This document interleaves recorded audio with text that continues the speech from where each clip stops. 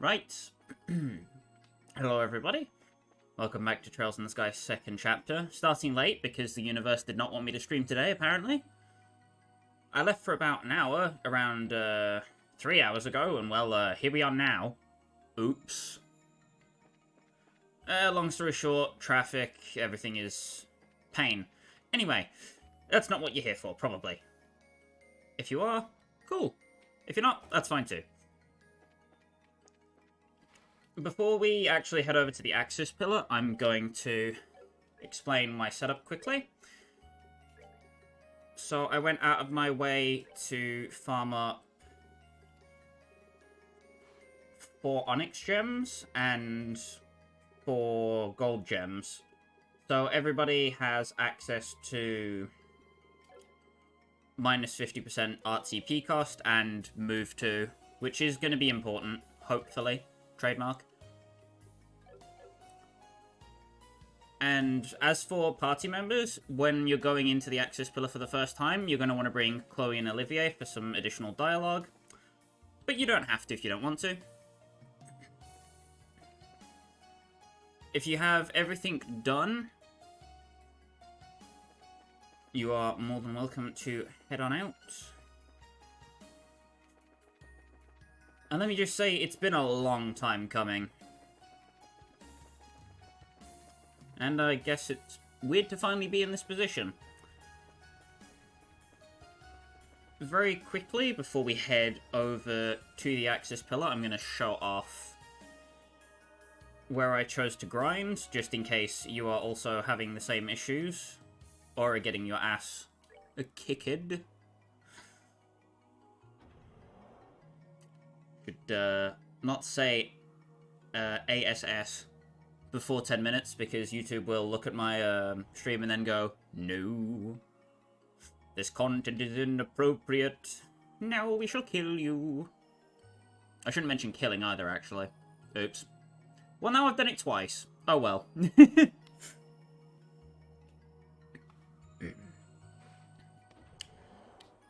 So you want to head over to the Axis pillar station once you have it unlocked. And we want to head down into the tunnels. So we're going to go over to the right side. Very quickly. Small detour, small detour. So if you head all the way into the Liber Arc tunnels, you want to follow the path down until you get to the room adjacent to the next one. So you follow it all the way down. Chloe, you good? You okay down there? You alright?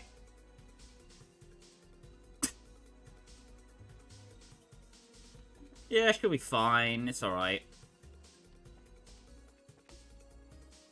So you want to come into this room. And basically, if you keep running into the back of this Kylish Grey, you will get, eventually, an encounter that has 6 Shining Palms in it.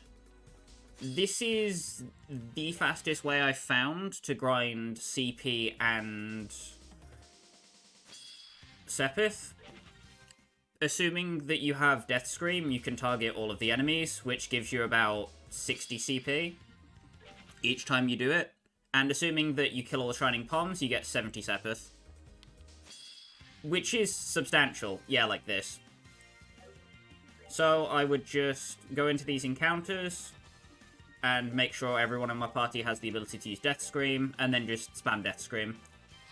In the case of characters like Agate or Zin, where they didn't have Death Scream, I'd just use their S-Break, or a Shadow Spear if they could get access to it by using the Onyx Gem.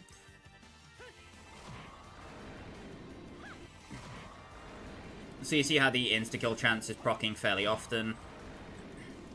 Even in cases where it isn't, your level's usually high enough that you can fire off enough Death Screams before they can move, if you have an ambush.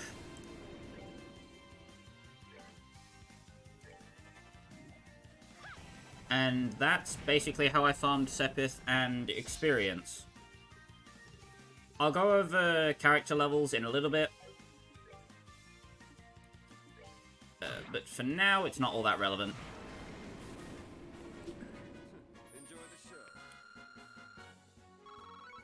So my Estelle and Joshua are level 96.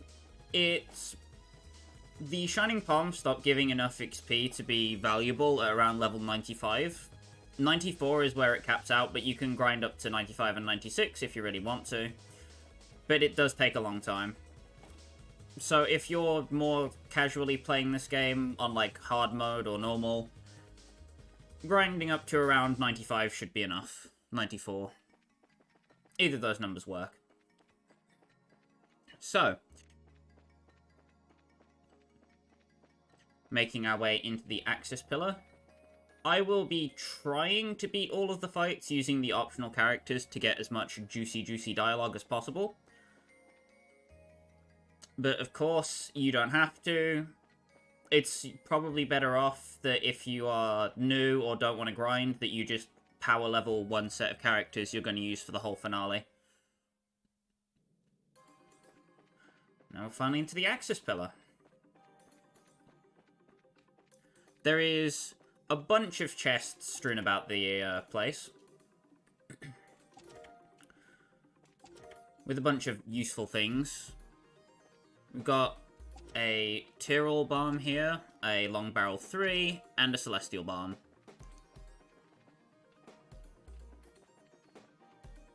This platform doesn't do anything right now, but it will later. We want to continue following the path up. Just be careful with these guys. Ah, crud. Ah, crud. Oh, God. So, the Fortune Coin. An orbital droid used in ancient trials. Decided the fate of criminals based on a coin toss. Knuckle Spider. A monster from a distant land. Poisons its prey, then absorbs life from their lungs. Yippee. And the Dark Zone. An immense mutant life form can execute instant death attacks on all enemies. Yeah. Not the most fun thing to fight in the world. AoE instant death is never particularly enjoyable. Chloe, why? Now I have to reload the frickin' autosave. Wah! Boo.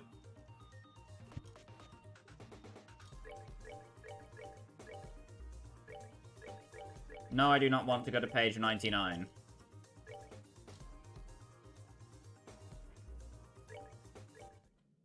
Oh, boy.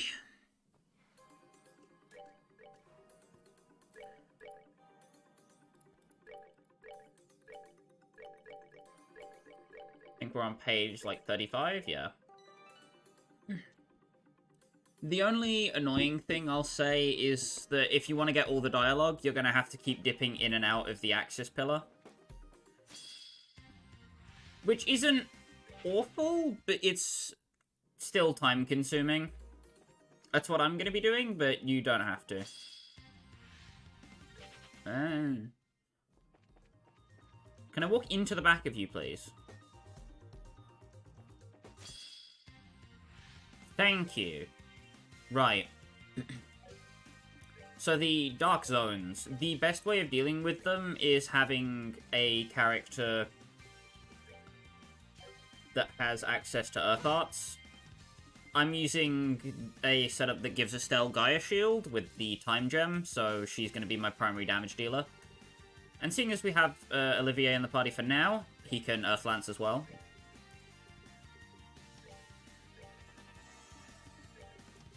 The poison bugs aren't really a major threat comparatively. They can be annoying, but they're not the thing that's going to game end you, so to speak. Go for Earth Lance. Yippee. Yeah, as I say, the bug's not really that strong. And another Earth Lance from Estelle will deal with it. Very nice. If you're already high enough level like me, around the mid-90s, there's really not much reason to fight these guys, unless you desperately need the items they're dropping. Or just want to get rid of the enemy encounters, but even then, you have Cloak for that. You want to save your strength, particularly for these middle areas, where there are dimension bugs and weather seeds. These guys don't have any special drops, like the shield orb or power orb, so you can just walk straight past them. I think... yeah. You want to carefully make your way past them. Or just equip Cloak if you don't want to worry about running past everything. I will try and go over all of the new enemies while we're here, though. The Estrian Quatre, an ancient interdimensional mollusk monster, emits an obfuscating mist. I think I said that right. Comes with the weather seeds. It basically just inflicts confusion in an area, which is also particularly annoying, but it's fairly workable around... workable? Yeah. Either way, we want to follow the arrow on the floor here to this chest, which leads us into the core of the Axis Pillar. Want to save before we open it. It is a monster chest that contains 3 Master Trappers. Axis Pillar's patrol system can summon powerful monsters. These things are basically like really annoying robber trappers, and those were already kind of annoying, so... you can probably see where this is going.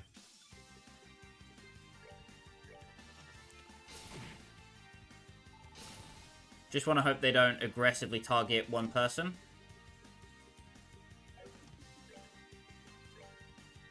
Olivier is particularly useful because of his sniper shot. Just lets you stop enemies from a pretty good range.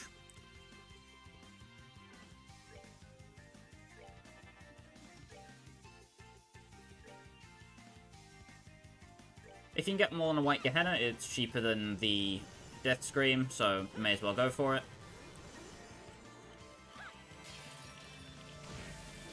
Just want to spam powerful arts, and that should get you through perfectly fine.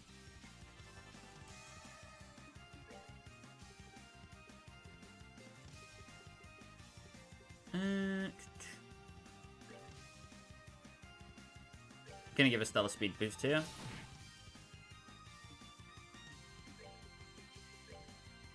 True Hard Break, just to stop them from doing anything dangerous.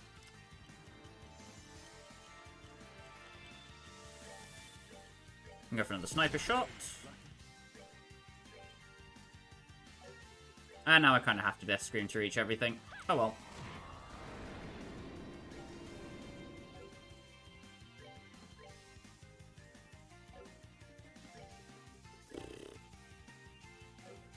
We will... flicker. Oh boy. Well, no time like the present.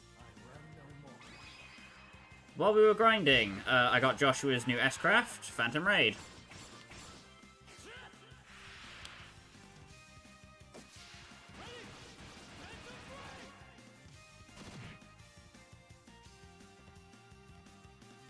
Sorry if you can hear me unscrewing my water bottle there.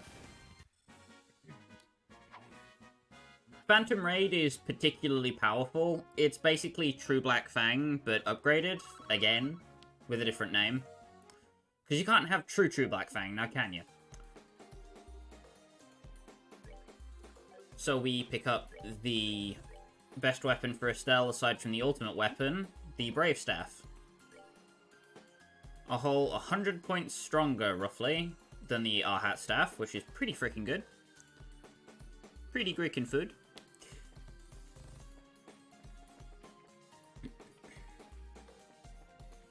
And waltz on forwards. Ah, crud. Please don't facehugger me. Ah!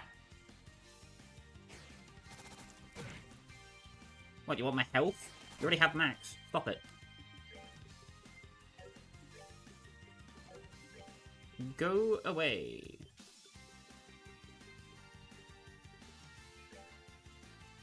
I think I can Hellgate them. Nice. I'm gonna have Olivier do Happy Trigger.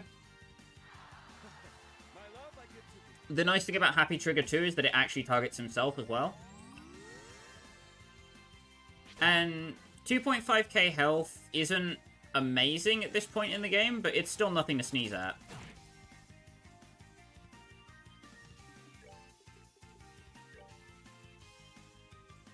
Go for another Hellgate. Seeing as they're all grouped up.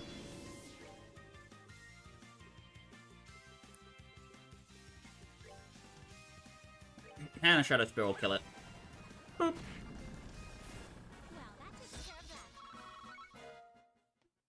Now that that fight is over with, I'm going to heal up real quick. There are healing points before each of the bosses, but it's still good to heal up on the way as well.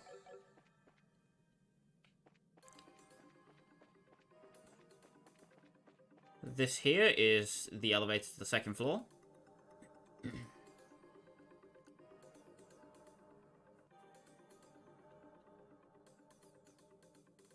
Up we go. And this place is pretty huge, all things considered. You could kind of see it when we were in the room with the Brave Staff in it. But it is gigantic, and we're just kind of crawling our way along the outer edge of it.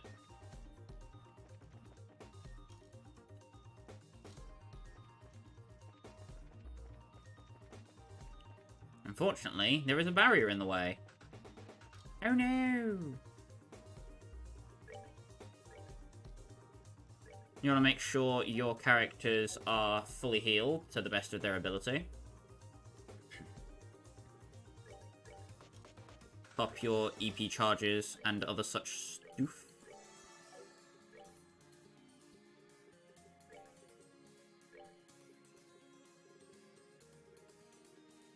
I'm gonna put the HP 4 on Estelle here, just to make sure she has some healing arts.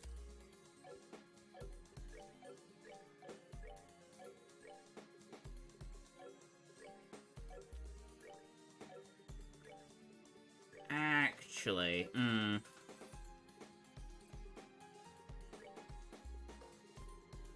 I guess I kind of have to, don't I? Just for this fight, though. You're going to want Heaven's Eye for the fight coming up, just because of its utility. If you have everybody fully healed, you want to drop a save, and then walk out onto the outside. We are fairly high up, to say the least. What? This must be an exterior platform of some sort.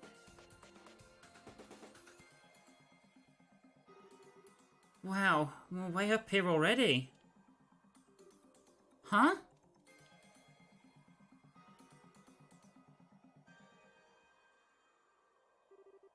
Hey, what's that? Hmm? It looks like another computer, but it does seem rather like bait, no? Suspicious or not, we have to investigate it. No, we have something to take care of first. Hmm? Most impressive, Black Fang. I had thought my concealment perfect, but as always, you pick up the most subtle of signs.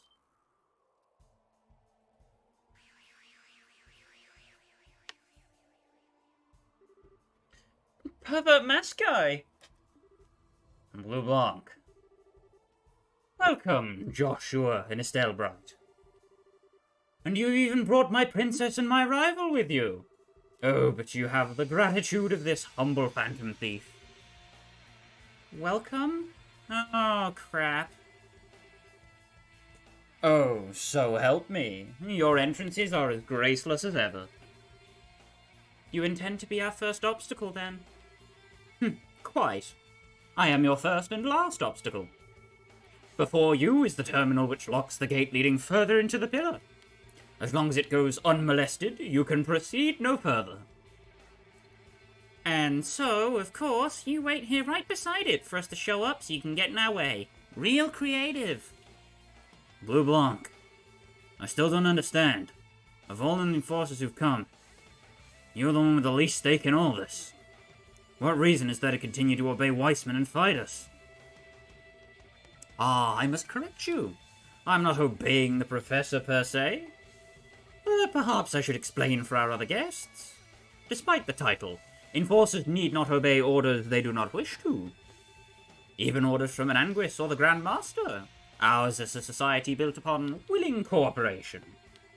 Though, sadly, as the good professor's puppet, your circumstances are a little different. Joshua, my reason for remaining is singular.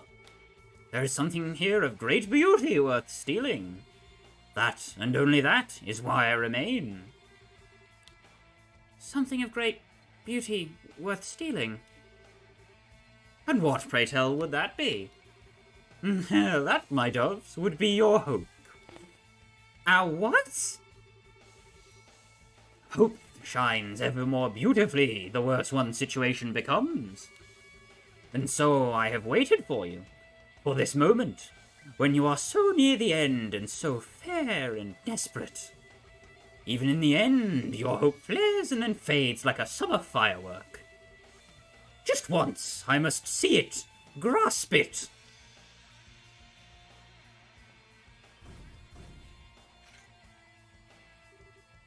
Come, show me. Show me what I have so longed to see. The shine of the gem of hope as it shatters to pieces. You want hope? Fine. Here's some hope to the face. Yes, let us in turn show you. We will show you that the hope born of bond shall never die. And that with love, the torch of hope shall burn forever.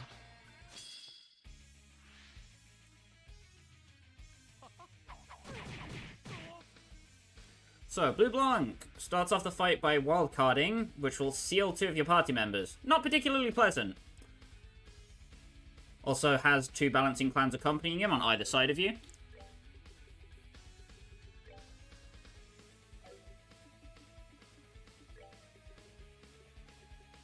Getting a foothold in all of these fights can always be particularly nasty.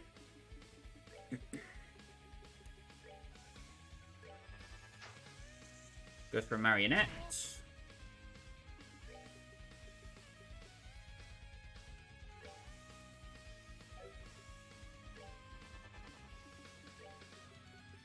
Gonna happy trigger. Just need some instant healing. It's good enough.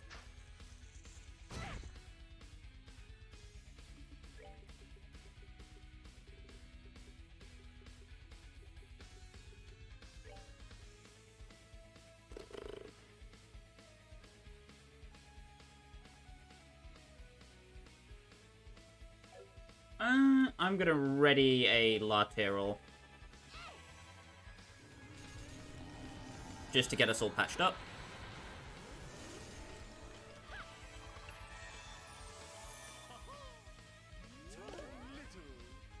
So, his most dangerous attack, Magic a Little, will shrink you down and give you the Shrink status, which is a 1 particularly rare status and 2 a particularly annoying one. It reduces all the strength of your physical attacks by half, and basically just makes it much harder to get back into the fight if something bad does happen. Not particularly pleasant, but when is anything he ever does? Also reduces your movement range by a ridiculous amount, because, you know, you're tiny.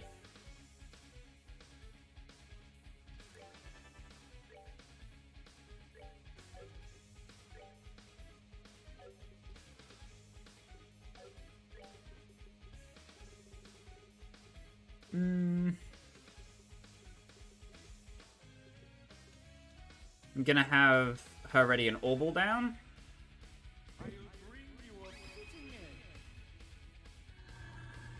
Here comes his S-Craft Death Magic.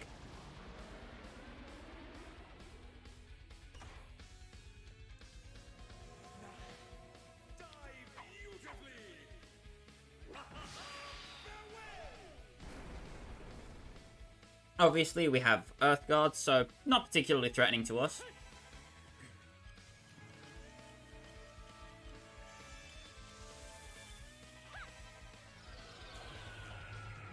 Just want to Aureole down to reduce their stats. And then a Zodiac.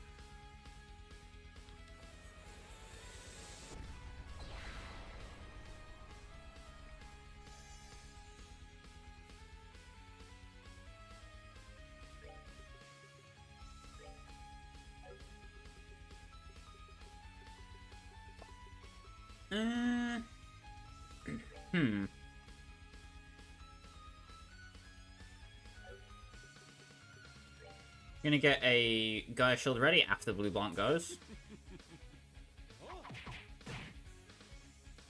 Glad I did that.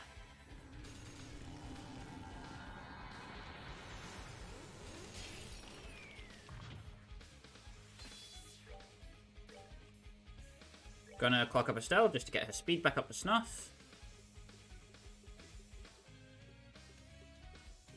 And then I need to make sure Chloe heals Joshua before he gets absolutely domed.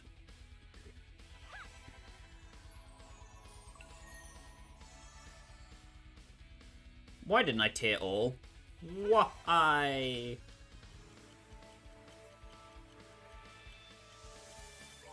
And then we want to make sure that Blue Blanc's clones don't get a turn, so we're going to Phantom Raid. It's good to have an AoE S-Craft, just to be able to get rid of any of the enemies that will cause you particular trouble.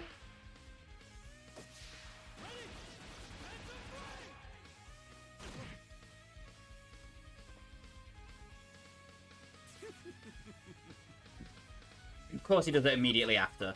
What a troll.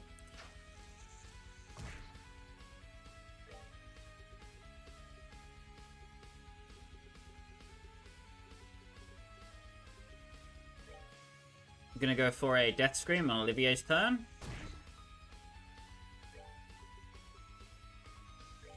And we're gonna do a Latte All.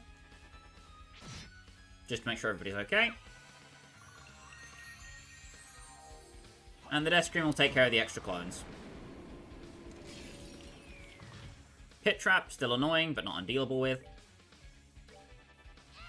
Pop into the Gaia Shield. And rinse repeat, essentially. We have the AoEs and resources to take him out.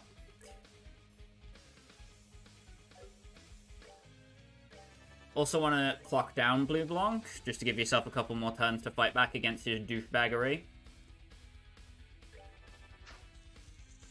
Marionette again, not a problem.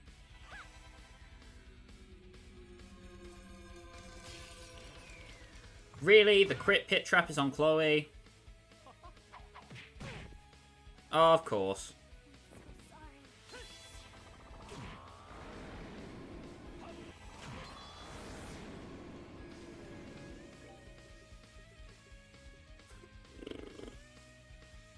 Want to put a Refresh Jelly on her, get her back up. Perfect, perfect, perfect. Akashic Rain is fine.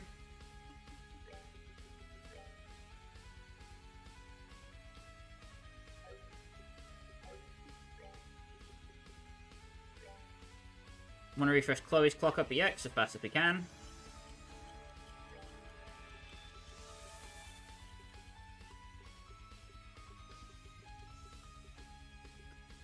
And then we're going to use Phantom Pain on Olivier's turn. Ooh, are we? No, I want to actually make sure I can hit Blue Blanc guaranteed. La Curia.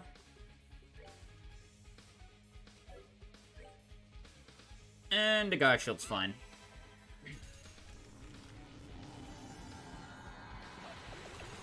Gaia Shield Time Gem is just such a lifesaver, honestly. Okay, he Shadowcast. We're going to respond in turn with Phantom Raid.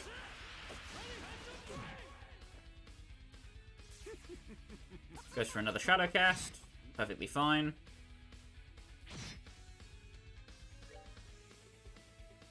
Chloe has a speed up now, so we can just go for Death Scream.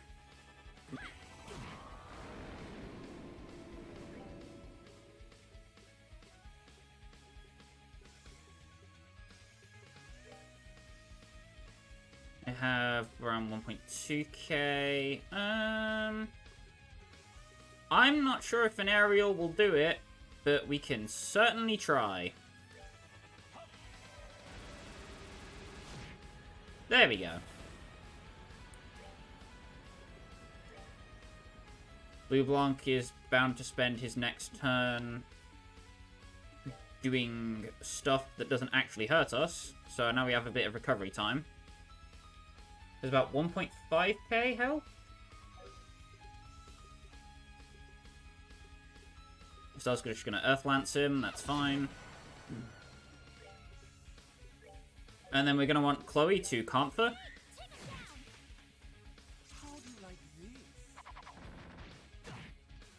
Perfectly fine.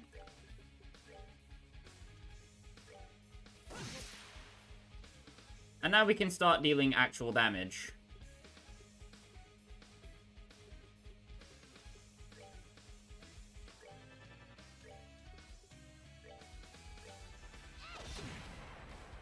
If he ever breaks anybody's shields and gets them down to 2 low health, we can just shield them back up.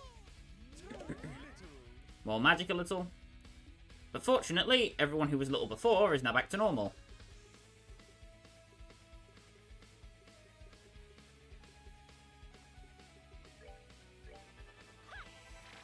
Now for some Dark Matters, deals about 2k damage on Chloe, which is pretty good.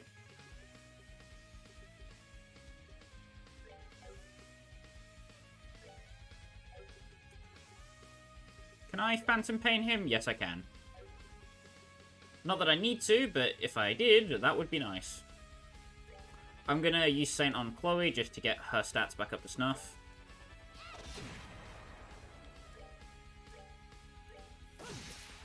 And Joshua's hitting for about 2k as well, which is where you want to be. Here comes the Death Magic. He really does not like Olivia. I mean, that's lore correct, but like, goddamn. Poor guy.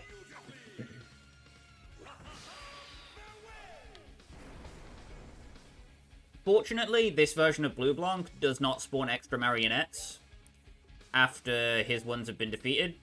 So we can basically just tank through the rest of this fight and poke him down. Very convenient. Gonna Blue Ascension.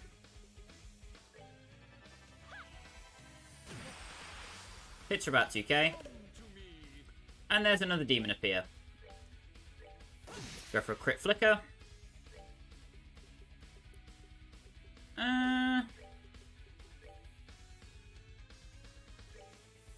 True Comet.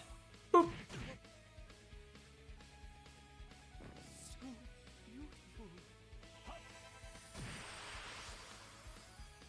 Very good. And now that no more of these things can spawn, we just nuke this one into oblivion.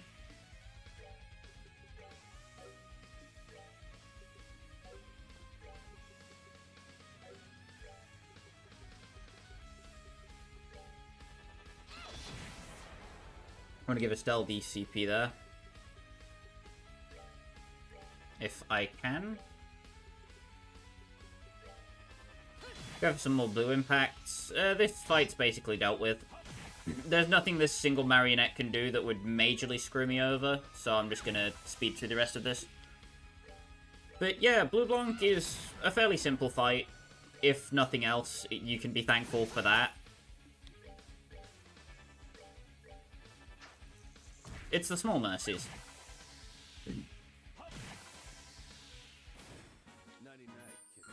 And that's him dealt with.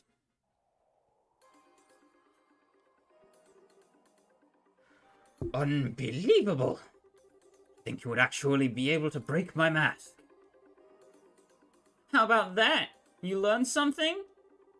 It seems the only thing shattered here is your hubris.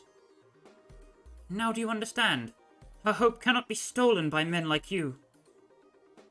And do you now see the immensity and enduring power of the flame of love? Very well. I shall leave you to it. Do remember, however, Weissman's game has only just begun. Do not expect your luck to carry you any farther than this.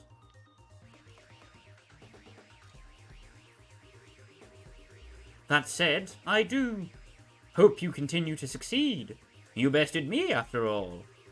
Go, overcome the walls of despair that will rise before you, and let your beauty shine forth all the greater. Well then, adieu. Is he really gone? It looks like it, yeah. He is honorable, in his own way. I don't think he'll try and stop us again. I guess so, yeah. Ah, you may have been a foe, but bravo! That was an exit. That's a relief. All that's left to do is fiddle with the terminal over there. I can't imagine Blue Blanc lied. It should let us access the upper levels. Come on, then. Barrier to upper levels and transport gate now unlocked.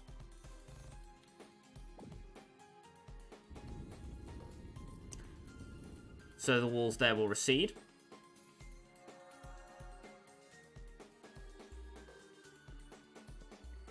And we can now use the transport gate to head back to the entrance. Which is exactly what we're going to do. As there is now only one unique character dialogue for each boss.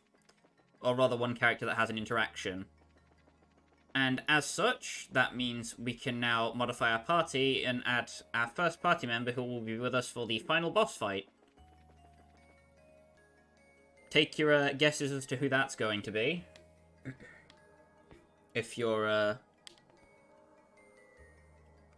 thinking about something while we're walking back, give you guys something to do.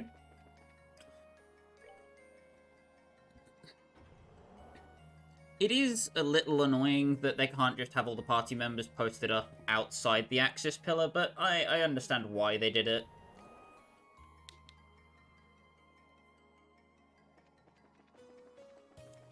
Because at that point, there's not really a reason to go back to the Calmer station.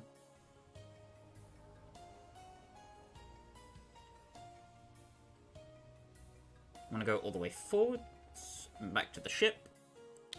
We also want to empty out all of Olivier's orbments, as that is the last time we will be using him in this game. Goodbye, Olivier. Till Trails in the Sky the Third. Want to unequip all of his equipment, as he will not be needing it. Also want to unequip Chloe's things.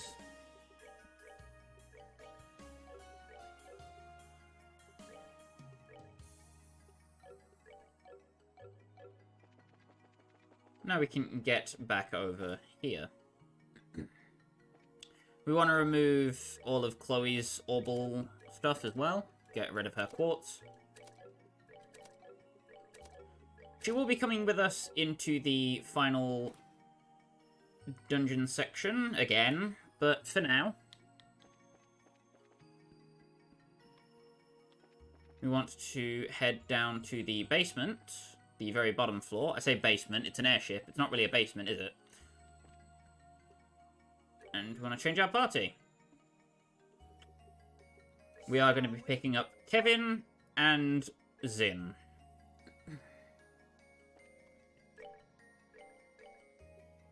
Kevin's setup is going to be consisting of the Onyx Gem. And he will be holding on to our Heaven's Eye from now on.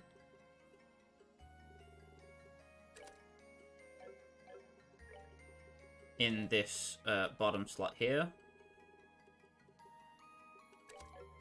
You can stick a Cast 2 down there for now, as we don't really need it. Leave the Heaven's Eye where it is, why not? Gonna give Kevin the Gold Gem. The Water Gem. And either the Wood Gem or the Emerald Gem. If you're having him on healing duty, the Emerald Gem is probably best. But you can equip him however you want. I'm gonna go all the way down.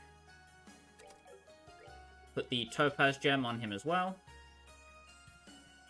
Just to give him some extra defensive bulk. And we can fit the Sapphire Gem on him, so I don't see why not. It basically evens out his arts defense. So that's all good. Kevin will be a permanent fixture for the rest of the dungeon, so get used to him being in the party.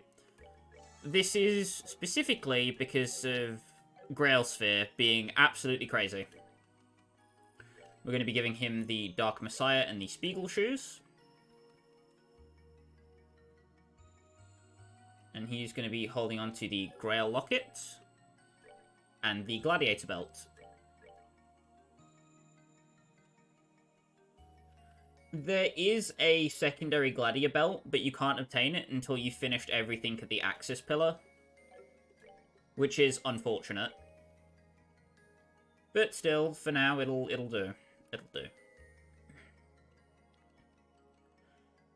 As for Joshua's second slot, because he has the Grail Locket, we can basically put on any of the orbs that we want. And I personally think the Power Orb is a good fit.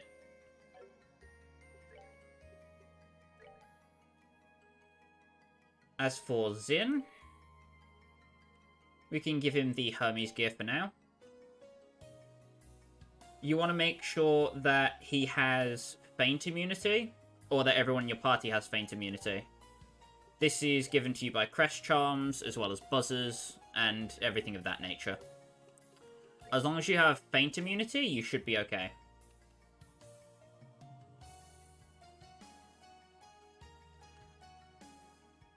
I'm going to give Zin the Shield Orb, just to patch up his defense a bit. Make him even tankier than he already is.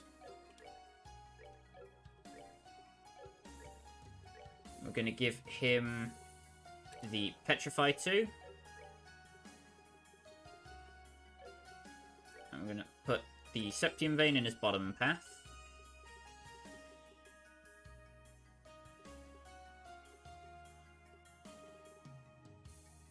Give him a gold gem down there to get Earth Wall. I'm going to put the ruby gem there. Actually, yeah, you know what? I'm going to skip that. I'm going to go for a strike 2 instead. Gonna fill his other slots with the onyx gem. And what else does he need? I can give him a HP 4, just so he has some healing. And there we go. Let's get back on over to the Axis Pillar.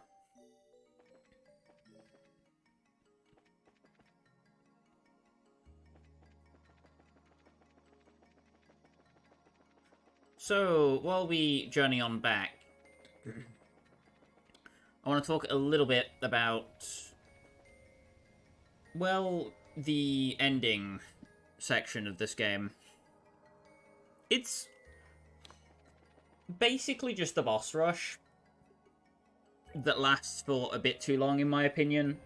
All the fights are atmospheric, don't get me wrong. They all have their own punch that I really enjoy. But would I call it the most fun? Not really. If you don't grind on Shining Palms like I have, you will be stuck at these fights for a very long time. They can easily go on for up to 30 minutes a piece. Especially if you get some bad luck. Which we'll get to in a minute. Because golly gee, can you get some bad luck.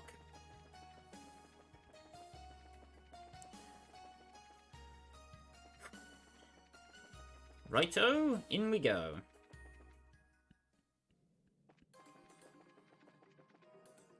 You want to take the teleporter up to the second floor? Because we can do that now. Then we can head further in.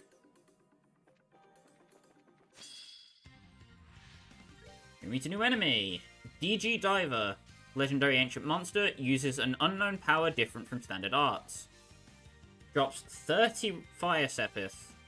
Quite the chunky boy.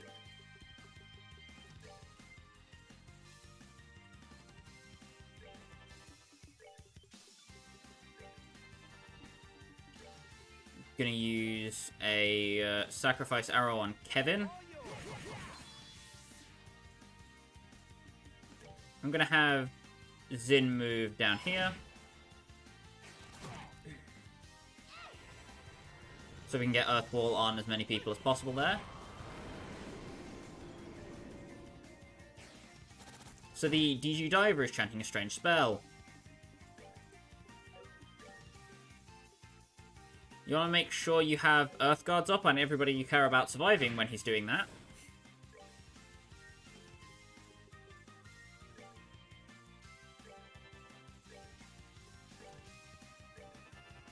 So this attack is particularly mean.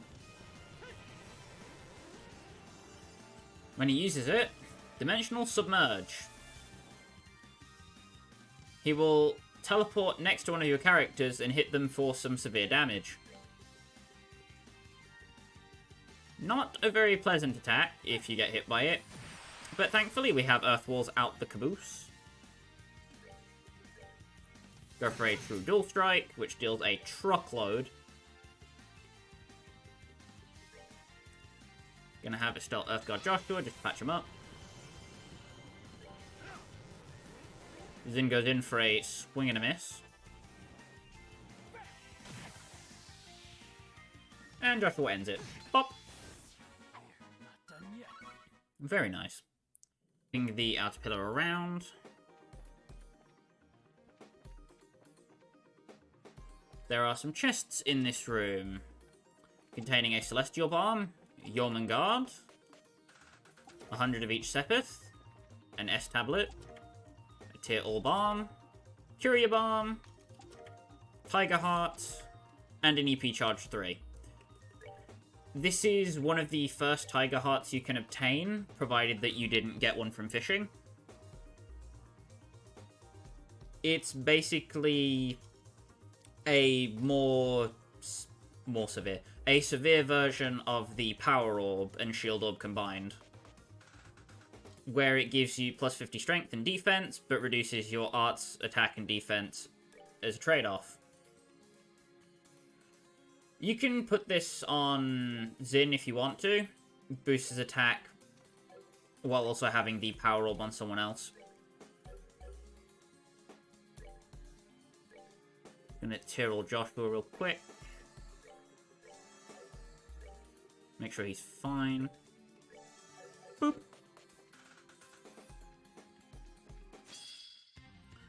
Just going to fight an extra enemy while I'm making my way up to give Xin his S-Craft. Sacrifice arrow.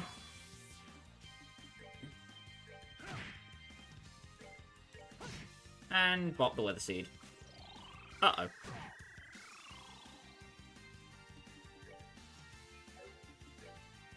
Can I get in an Aqua Bleed faster than that? Nope. Okay.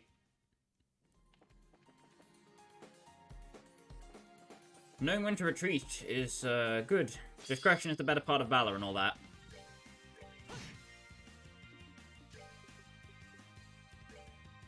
Gonna sacrifice arrow here, even though I don't really need to. Just want to give Xin as much CP as possible. You want to get rid of the coins particularly early as well, because if you don't, they can cause issues later. There we go. As we've only seen the positive effect of the coin, where it heals you for 1000 health, if you get the negative effect, it explodes and damages everybody instead. Not particularly nice of it, but then again, I don't think it was designed to be that way. Squeeze through that little crack in the wall. And there's another elevator. Going up.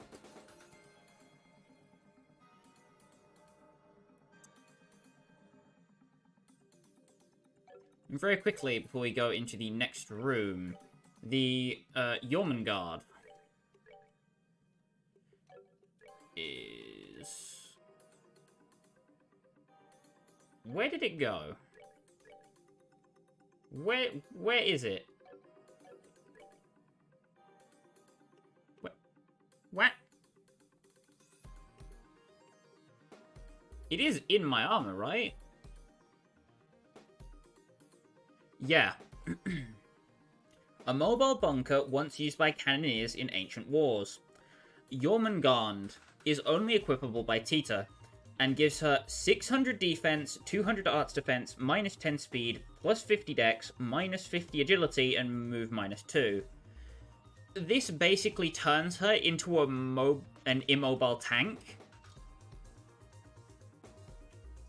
In combination with stuff like the Topaz Gem, you can get her defense up to insane numbers, and we will be using it later.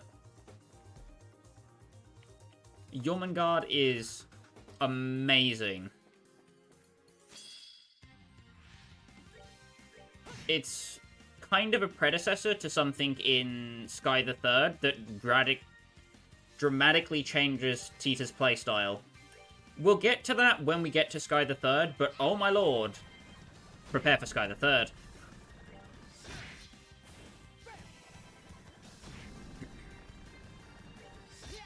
Gonna go for a normal attack.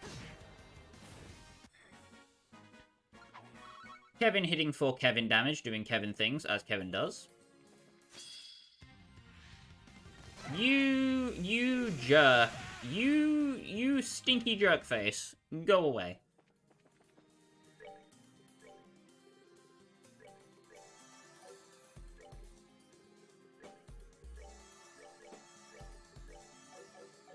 Heal everybody up. Coming into this hallway, have a Celestial Balm and a Terral Balm. Curia Balm. And an S-Tablet.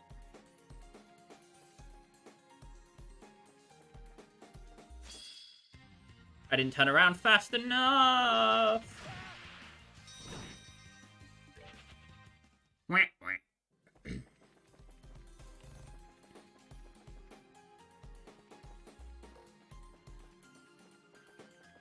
Another barrier, and there are more gospel-like things on the walls, all surrounding the place. Wanna heal up, and then move out whenever you are ready. You wanna have Zin somewhere near the far front, and everyone else behind him. You wanna save. And once everyone is fully healed and EP has been restored, head outside.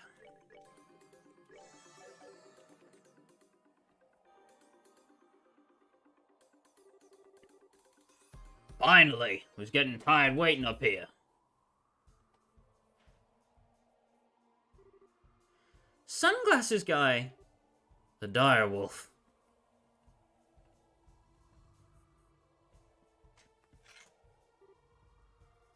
Walter. Nice of you to come. If you're here, I assume that means you're ready, aren't you? Yes, it is time. I will use the living fist of our master to shatter your murderous fist. You ended up just like the old man said you would. As Master Ryuga said I would. What do you mean, Walter? So your fight with the master did have something to do with me. I told you, didn't I? If you want to know, beat me.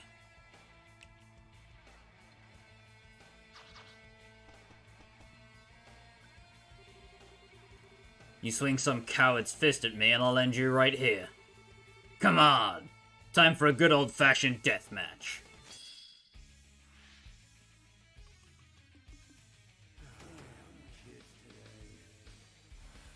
Walter readies his ultimate blow.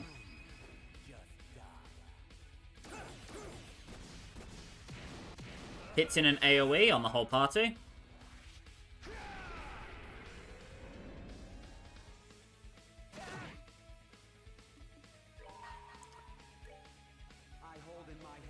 And you want the 200 Grail Sphere.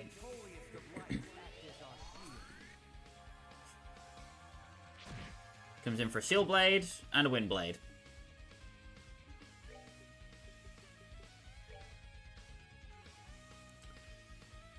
Right. Zin wants to True Descend.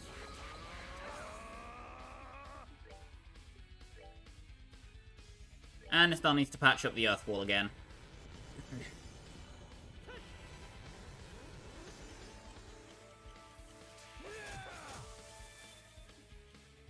Ult goes in with a laser bullet.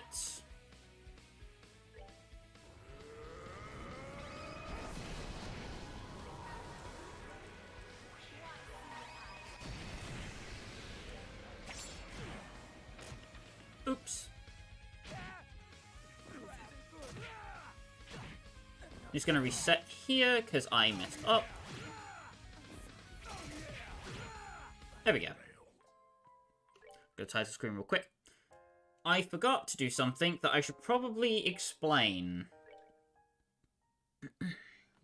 So, you want to go to your tactics menu and switch your character position around. You want to put Kevin in the front. Why is this, you may ask? Well, when Kevin is in the front,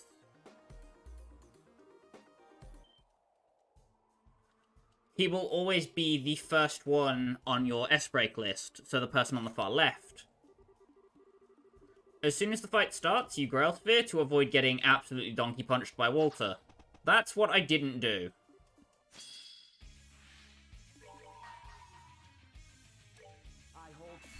Fat-fingered Zin's there, but oh well.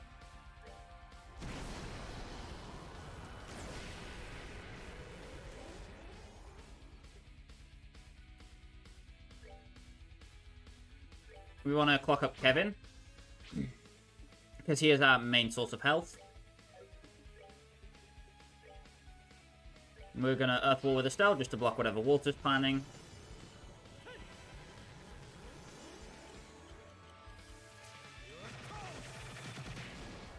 Goes for a Sonic Shot, which is a strong AoE.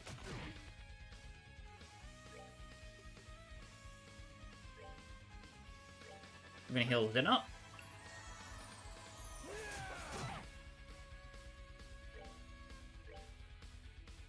The thing with Walter is that he is exceptionally fast.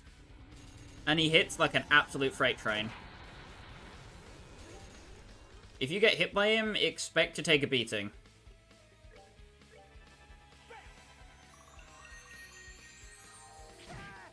Fortunately, we are okay.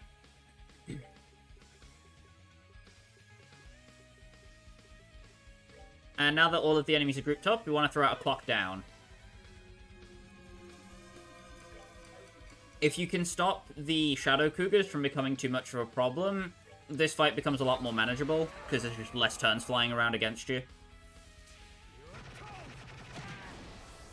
Goes for a Sonic Shot, which domes Kevin.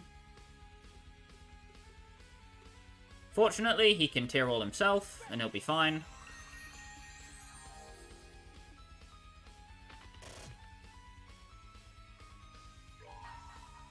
Gonna take the enemy's crit turn and Grail Sphere.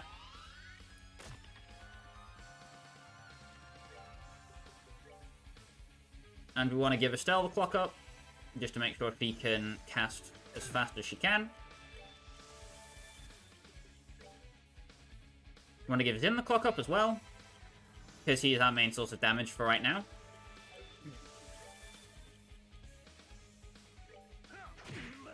With a single punch to Walter, he deals about 3k, which is fairly good. It's nothing particularly amazing, but 3k is nothing to sneeze at, especially against a boss like Walter. Zero Impact is a very strong damaging move that will push you away from him, giving great knockback and also reducing your strength. Yeah, this version of Walter ain't fucking about. Want to have the Athelius ready, just to heal her up to full health on the res. If Walter's just gonna beat Estelle up in the corner, that's totally okay. Just means Zin gets to punch him for free. And then we'll Earth Wall those two, just to make sure they're okay. We kind of want Walter off away from the main group, just kind of poking one person. Gonna Gaia Shield right here, just to make sure everyone's fine. Goes for his Infinity Combo. Doesn't do anything, though.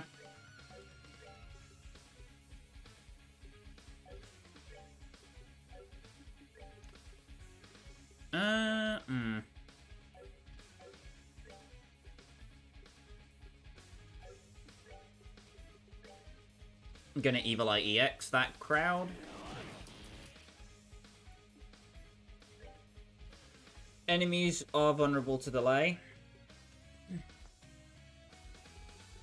Which is convenient, to say the least. If they weren't, we'd have a problem.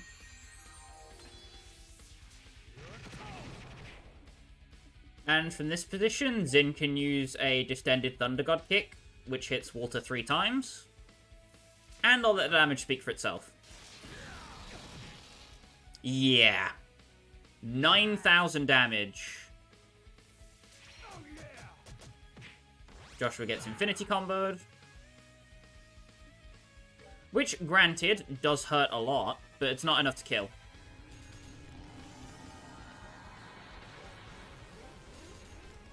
Going to Tyrrell Joshua, just to patch him up. And then we will Evil Eye EX the Cougars, just to stop them from moving out of the Thunder God kick range. And hopefully Walter's still in the AoE. Yes, he is. And, yeah, this should be it. Take out both of them. Walter has about 5,000 left.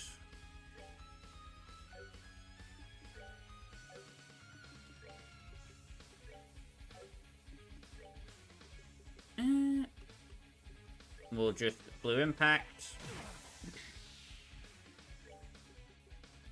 True Dual Strike. And, we'll Earthguard Kevin just to make sure he doesn't die. Just for courtesy. Zero Impact, doesn't do anything. Earthguard Joshua to protect him again.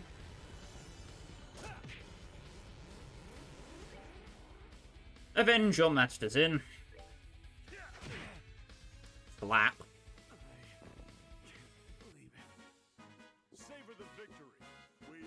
Yes, we did.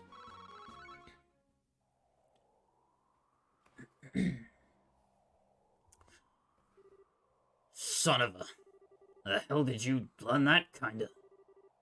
Walter, as always, you're a genius. But your talents mean you never practiced as you should. And the way of the fist is built on training. Always training, so that it comes naturally as breathing. That's why even I, your lesser, can strike you. My lesser, huh? Old man didn't think so. You know that? What? Old man told me this. Putting aside all the bullshit about the ideal of a living fist or a murderer's fist or whatever. In terms of pure talent and quality, you're better than me. You can't be serious! The old man said he was gonna have the most talented one inherit the Taito style. Now, you are the densest lump of meat I ever known, Zin, but even you know what that'd mean. But that... How? I'm better than you? That's absurd. It's a blatant lie. And Master would never have done that and just ignored Kilika's feelings. You're naive as ever. That's just it. To be with our teacher's daughter without inheriting the school? You think I'd accept that? Hell, I wonder if she'd accept that.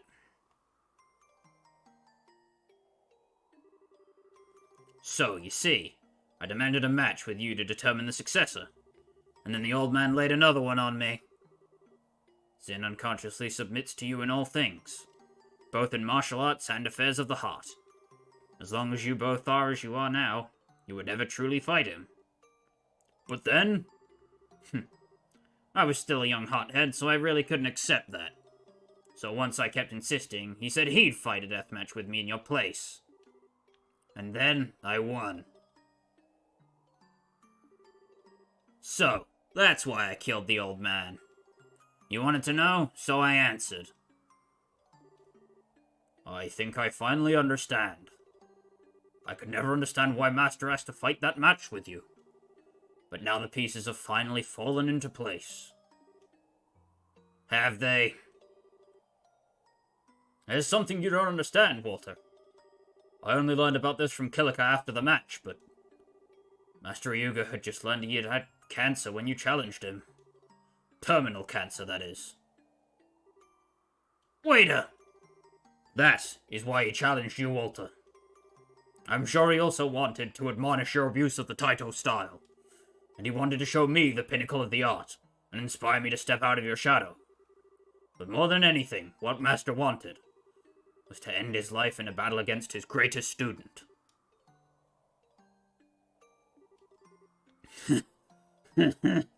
The hell is this? Ridiculous. No way. So what? He just used me as a tool for suicide? If that's true, then On some level, it's deeply selfish, it's true. And when you think about it, trying to protect yourself and your power is a selfish act, no matter what else you do. You could say dedication to selfishness is our duty as martial artists.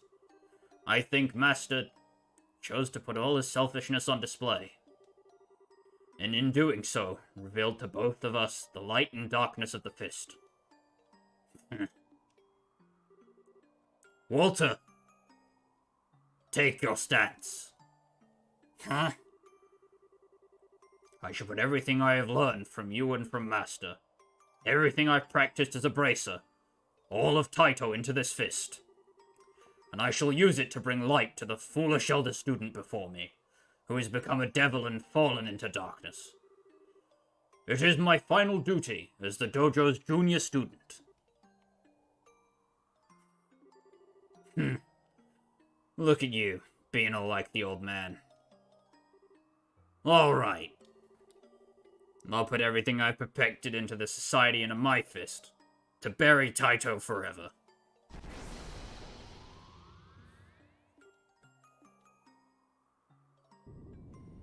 Oh. This is nuts. One of them has to break.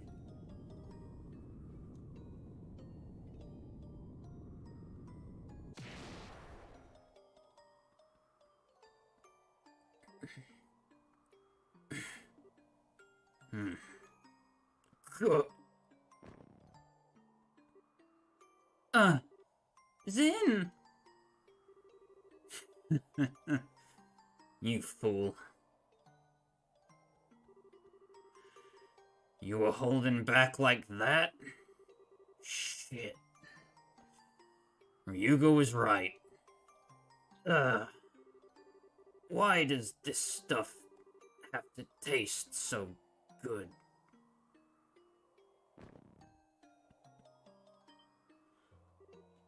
He did it! Zin won. I knew he could. Oh man, that was amazing. Yeah, that was great. I, didn't think you could really beat that guy in a straight-up fight. No. The reason I won is solely because I bear the Taito style.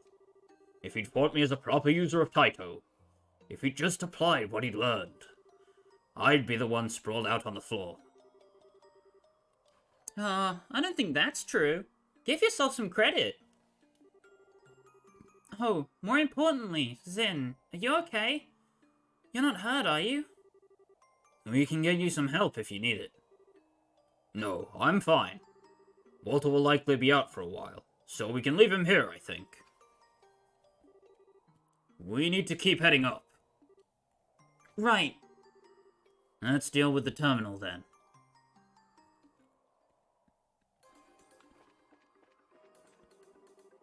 Barrier to upper levels and transport gate now unlocked. That is a scene that is very different if Zin is not here. Chloe and Olivier probably have the least extra dialogue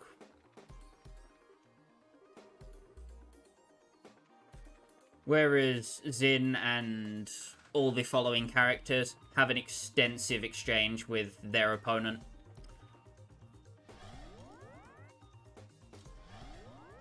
Anyhow, let's head down. On to our next member. Sorry if you hear me coughing, my throat is a bit rough, so I'm clearing it quite often.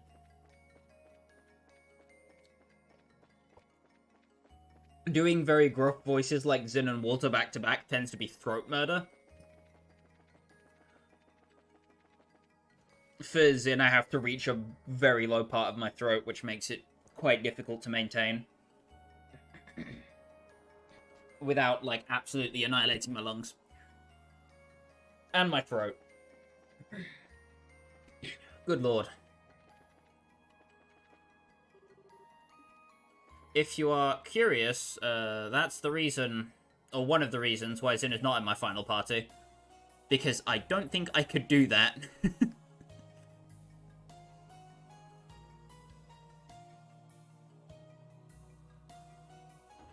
And that's also why the Axis pillar is being broken up into multiple sections, or sessions, rather.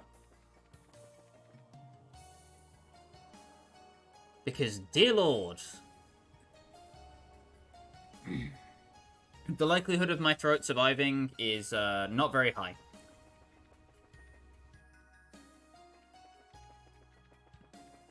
So, want to de-equip Xin, say goodbye to him for the rest of the game.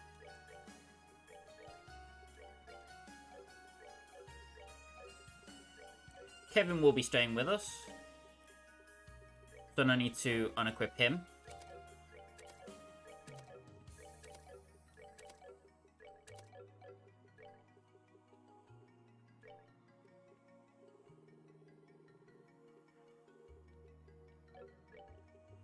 Also, one thing I should mention, now that Xin is not in our party anymore, you can fairly safely give Joshua Strike 2.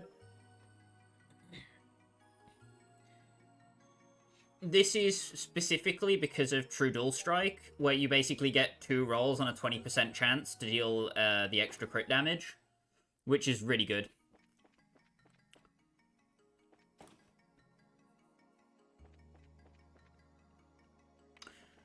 And well, let's go get our next party member. Enter the canteen. Now, shall I join the traveling party then?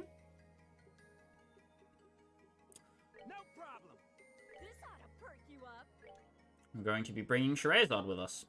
Scheherazade. However people pronounce it. I know I pronounce it wrong. But I'm okay with that.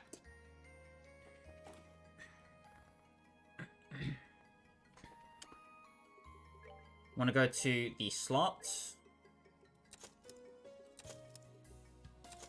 And seeing as we now have the extra Sepith to blow, we can upgrade all of her slots. You want to put the wood gem in the top slot because it gives her an extra space Sepith in the bottom slot. Which, granted, isn't all that useful, but can be used for a couple things. Mostly it's just going to be the cast 2 in that slot, though.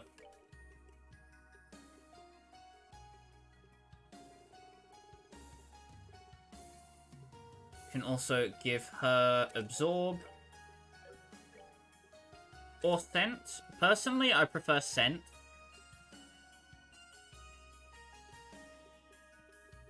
It's just a much nicer effect.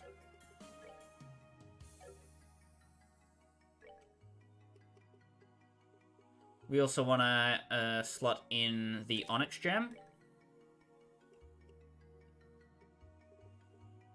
And now these last few slots can be anything. I'd recommend having the Emerald Gem or Shield on some of your characters, as we're going to be dealing with a lot of strong arts attacks.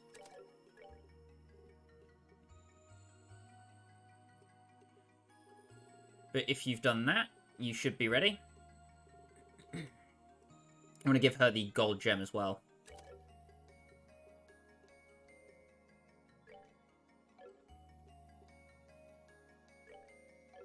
Reason why I have yin yang is because of scent. Once we actually reach the boss, we'll probably be replacing it with the sapphire gem to give her access to La Tier All.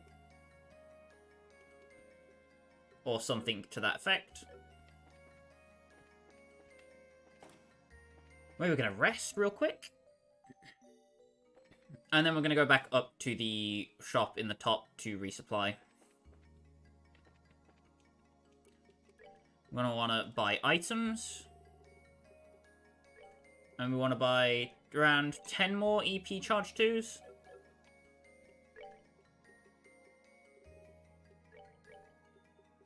Going to use the tomato sandwiches and Estelle. And now we can head back out for the Axis Pillar once again. Skip past the trigger there with Turbo. Oops. I'm not really sure if people want to see the extra dialogue. If you do like seeing the extra dialogue and stuff, let me know, because there's a lot of it in Sky the Third that I may or may not be able to see. Because I haven't played that game through to completion. So that'll be an actual blind playthrough. On Nightmare mode, no less. I have heard particular things about Sky the Third being the hardest Nightmare mode to do on a new game playthrough. So I may do hard for that one instead, I'm not entirely sure.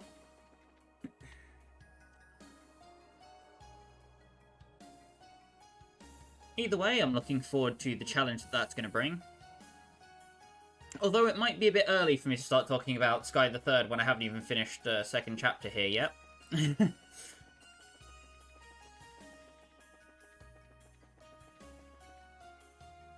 Running back along the corridor. Still, with the fact that they ask you to come back with different characters to get more dialogue, I just wish everybody was still here. Boo hiss. Want to head over to the right.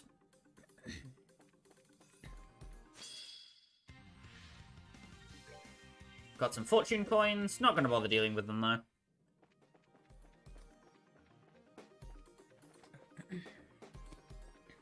Oh, I just fat-fingered my F5 key. I really hope that doesn't mess anything up. Oh. I don't know if anybody saw that, but Kevin did just fall through the map there. Bye, Kevin. Oops.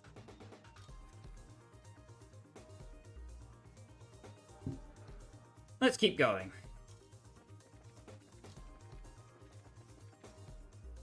So coming out, we have another one of these, and there's a new enemy. The Artiball. A monster from another dimension. Releases mysterious energy that seals foes' actions. Is weak to fire arts, but nothing much more than that.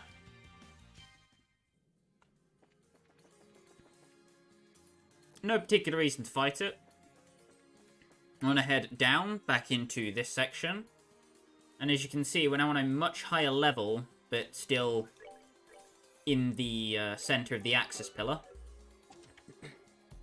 Save and open up the chest. And here's another Master Trapper. Or set of Master Trappers, I should say.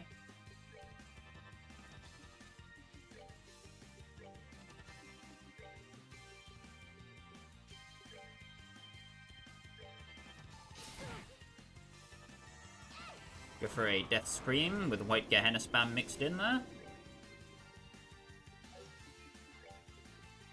We also got Sherazad's second S-Craft Judgment card.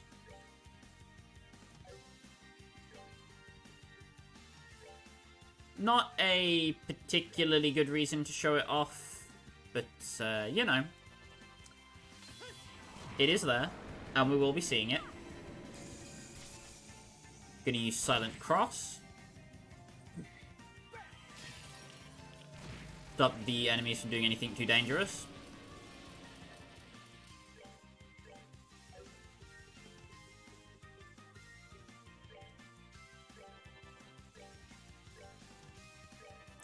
Go for some more death screams. Yippee.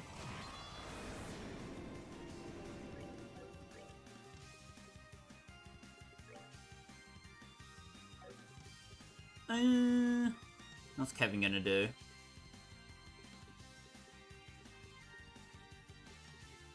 I think we shall go for an Abyss Fall. Hopefully this damage doesn't kill. It shouldn't, because it's Ragnar Blast, but...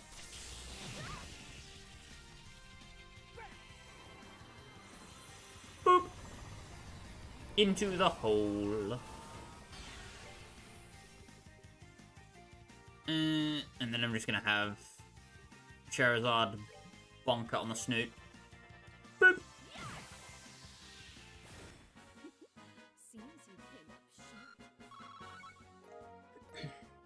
Get some reviving in Celestial Bombs, and we get the Prometheus.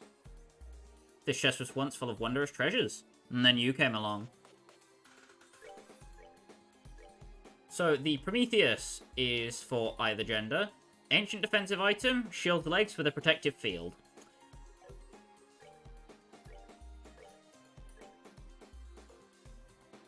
I'm gonna give Charizard the Parthenon gear. Gonna switch Estelle to the Aurelia dress. Oh, not the Aurelia dress, to the Aura Guard. And give Charizard the Aurelia dress here. Give her the Crimson Eye to prevent mute. And then Master Beads to prevent sleep and confusion. Give Estelle the other Master Beads, and then the boys have Grail Lockets. So they're all good.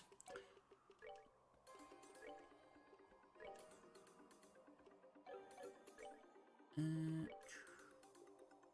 we should be fine.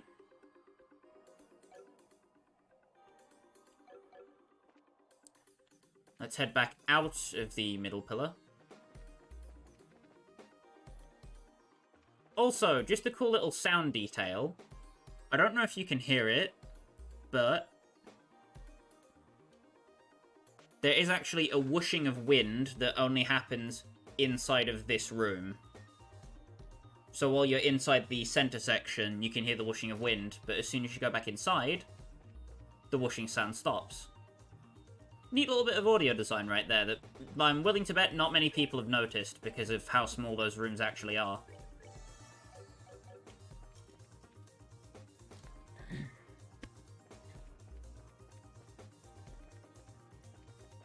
I'm just going to sneak past that enemy there. No real reason for me to interact with it.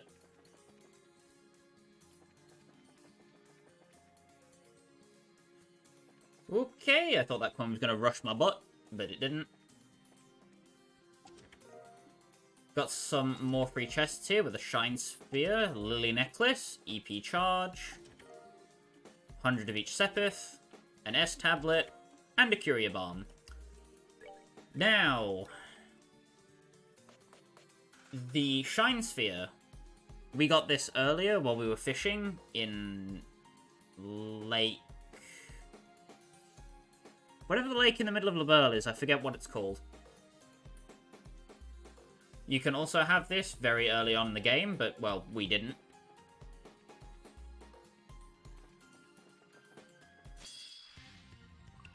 Oh, crud.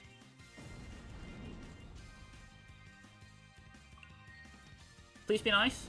Oh, you suck. Yeah, the coin stealing your CP is, annoying? Annoying. We'll go with that.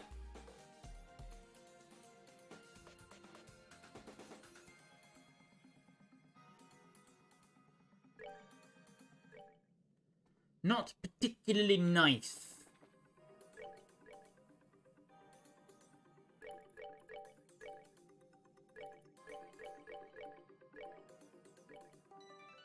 Going to save there. Yippee.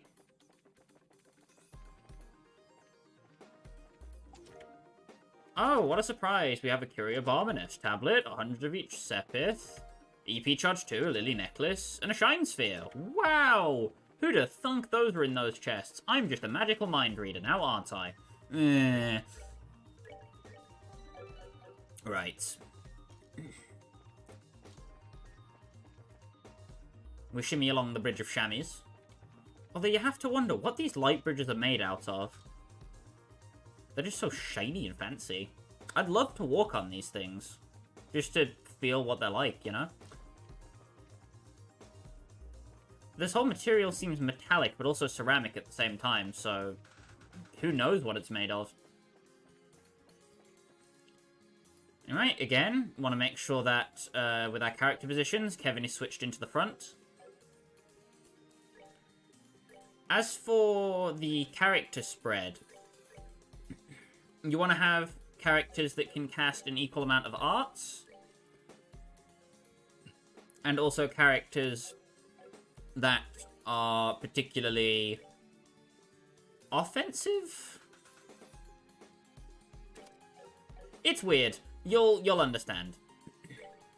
You want to make sure that your highest damage arts casters also have access to earth arts.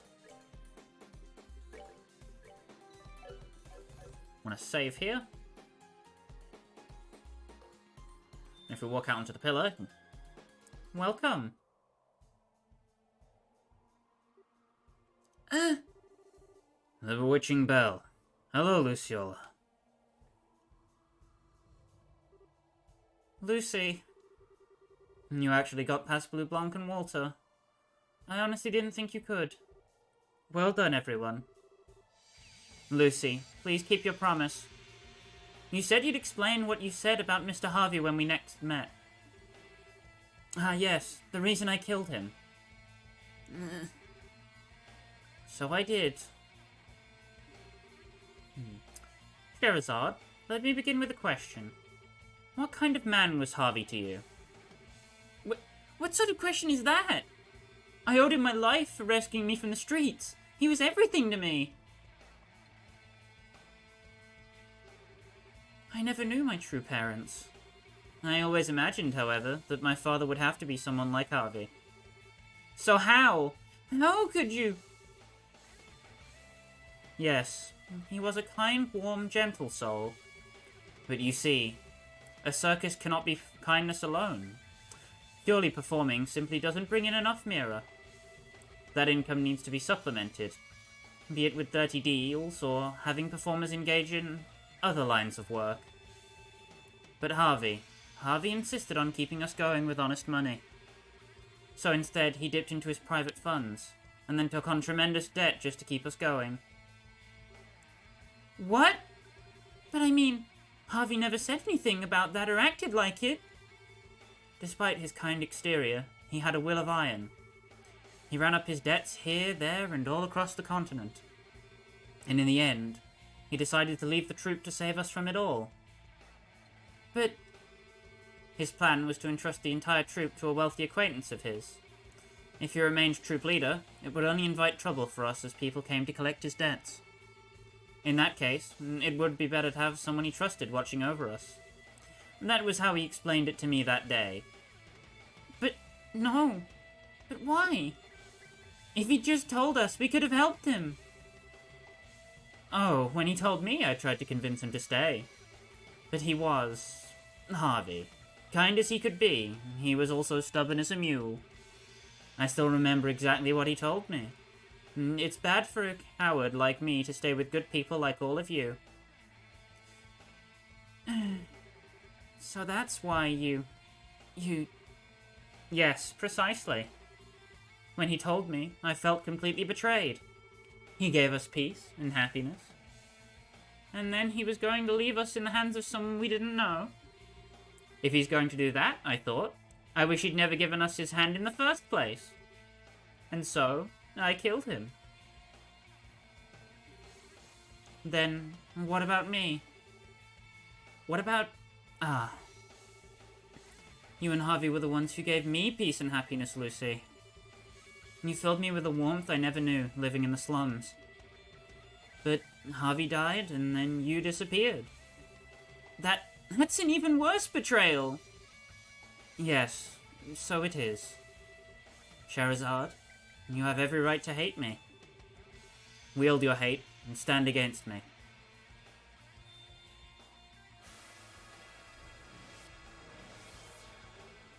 Lucy! If nothing else, if you cannot defeat me, you have no hope against the three who await above. Show me now that you can break the spell of the bewitching bell.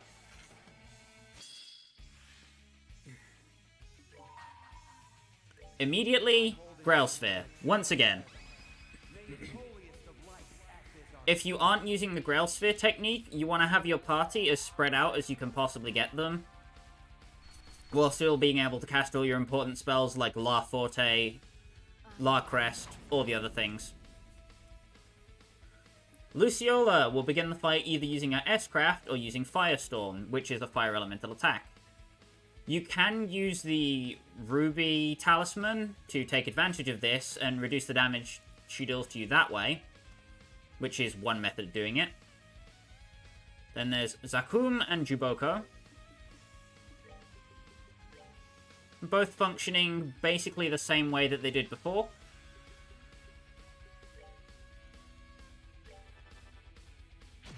They come in with a crowd of Alrunes, and basically just make a huge nuisance of themselves.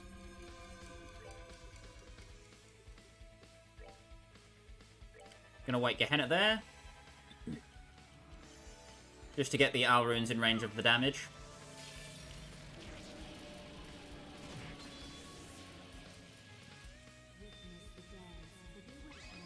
And here comes the S-Craft, Hellfire.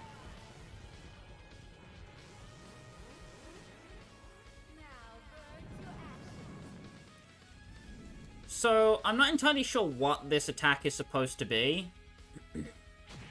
Somehow using, like, illusion magic to make herself seem larger, but she also actually does get larger? I don't get it. Either way, Evil Eye EX right here. Just wanted to delay the Alrunes to prevent them from using too much Dream Smoke.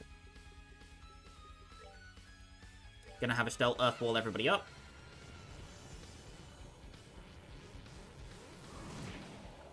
Just block that Mist Storm.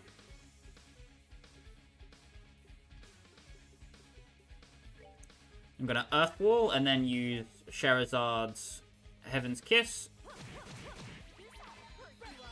Just so we can get Kevin's S-Craft up again.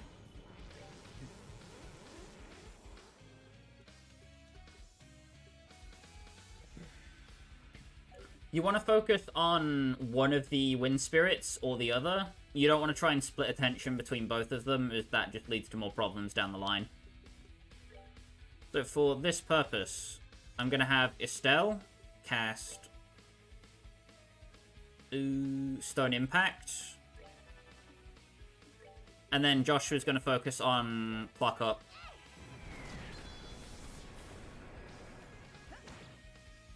Luciola, when she's not using Firestorm or her S-Craft, will basically run around the edge of the arena. She's quite difficult to catch up with, unless you can get her pinned against one of the walls. I say walls. If you can get her pinned against the edge of the arena, because she can't actually run outside the boundaries. So if you can push her into a corner and surround her, it's very difficult for her to escape with her relatively low health pool, comparatively.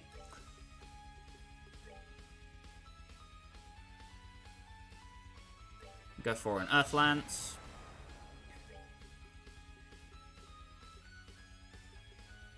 Just as much damage as we can manage.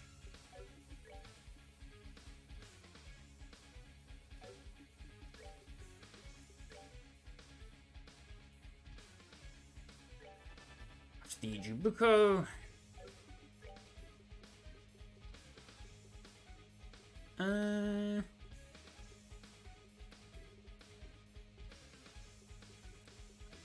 Now what is the question? I suppose I'm going to slow down Zakum as well. Or not. He's just going to walk straight through us and do nothing. Boosh!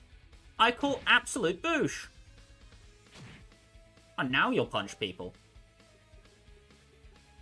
I don't believe this game sometimes. patch everybody up.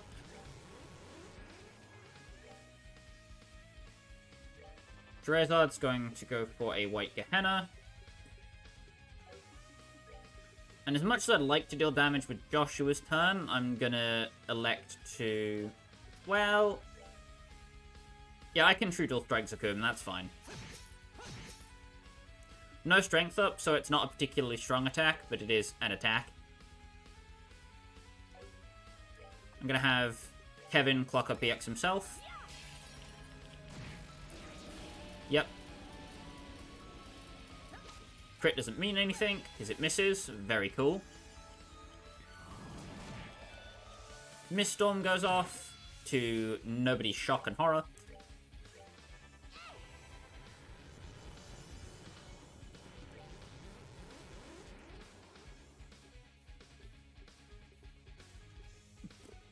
What do I want Joshua to do?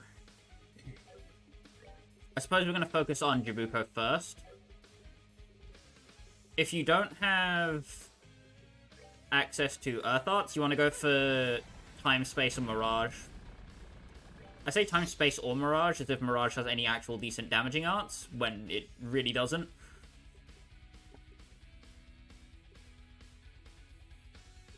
I'm gonna have Estelle on her next turn just do a Morale to boost Joshua's attack.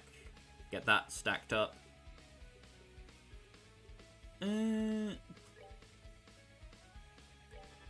Clock down, Zakum, just real quick. And then Kevin can Sacred Breath. She goes for a Firestorm.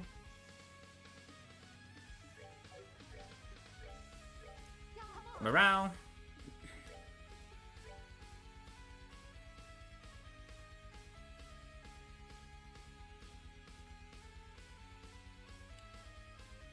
You can tell which one's weak to arts and not at a glance, because Zakum has the fists, and Jabuko has kind of like a cloak around him. That's a little tip I always use. Hopefully that helps someone out there who's struggling with this.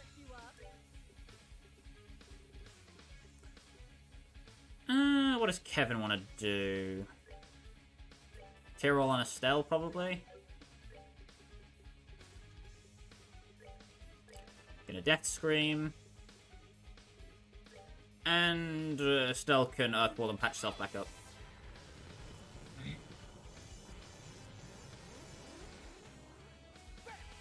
Crit's not threatening, because it's gonna Wave Charge.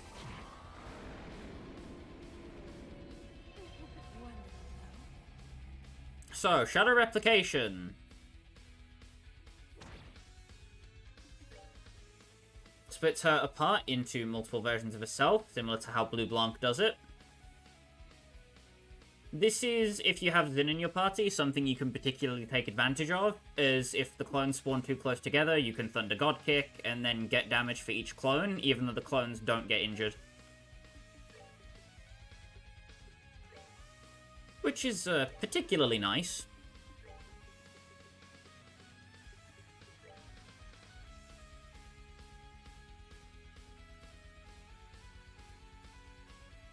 I suppose we'll focus down Jabuko first. Although I'm going to Death Scream. Just to get rid of the clones.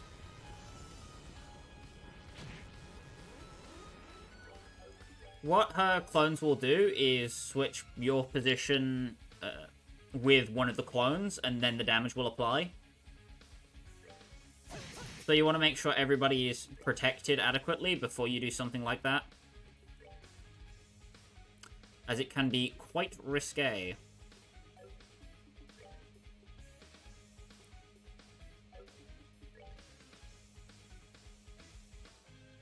Which one of these things is weak to physical attacks again?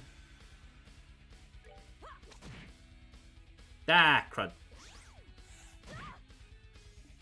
Well, that's what I get for not paying attention. I'm gonna latte all. Just so whatever happens, everybody's good. And then we'll Gaia Shield.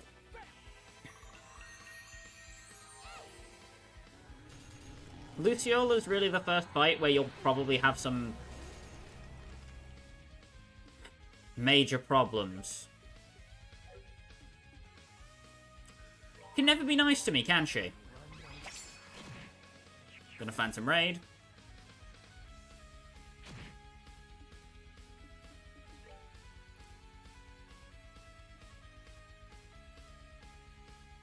Jabuko. I don't know who I want to go for first.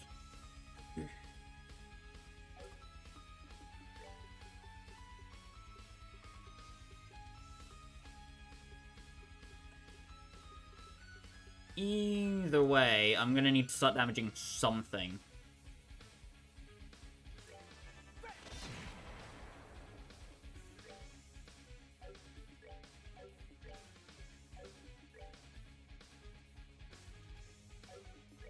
Because...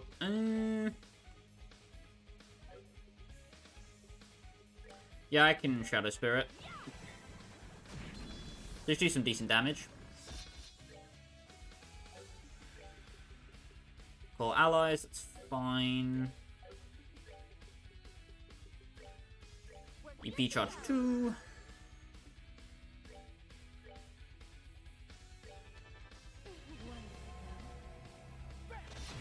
Well, it is wave charging. I'm going to take the opportunity for the free attacks.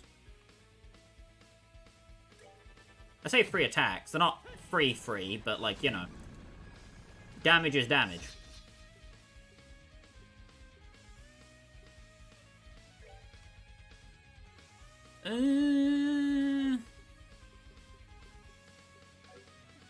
Not worth latte rolling, honestly. Just going to Stone Hammer.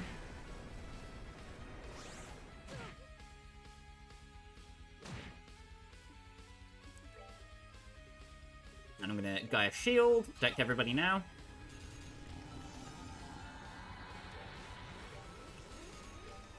Earth Lance. Hello, Spear. And Stone Hammer, that should finish it. One down.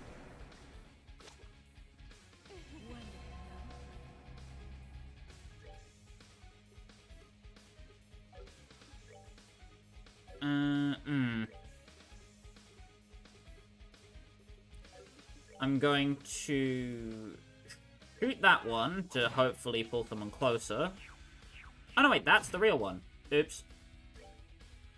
It all works out in the end. It's fine. Everybody is alive. No need to worry about it. I'm gonna pull everybody up around her. Dreaming Bell Toll will inflict sleep, confusion, and defense down, but fortunately we don't have to worry about that. Because we're immune, baby!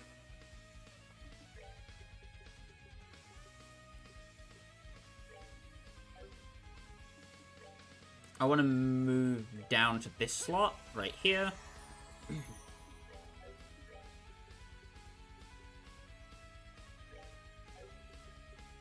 What do we do with Kevin? I think Estelle does need health, sadly. I'd like to do more damage, but... ah, you suck. Stop it, you.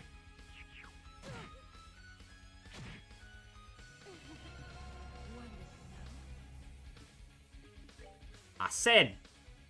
no! Stop it. Tired of your shenanigans. Pop up a Gaia Shield.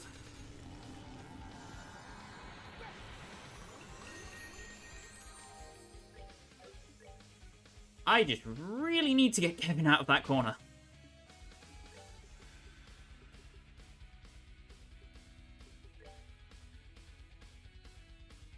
Sulfarion, Joshua?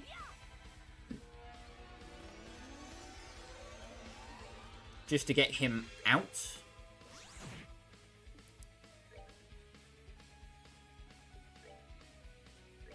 Earth Guard to protect Charizard from anything that Luciola might be doing. Oh, go figure. I got it just perfect. Yippee! I did it! Tyrol for the full single target heal. Very nice.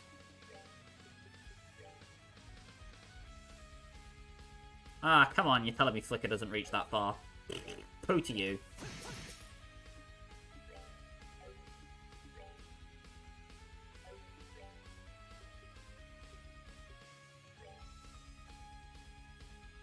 Go for a Sulfarion. It's something that I rarely end up using, but when you do use it, it's surprisingly helpful. Not that movement is really important in the Sky games, or any Trails game, to be honest.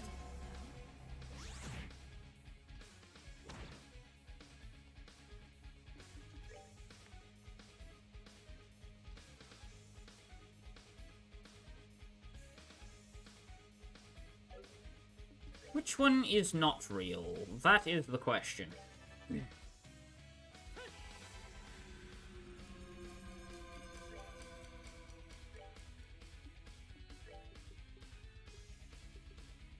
I'm just gonna Titanic Roar. Because it doesn't hurt that much.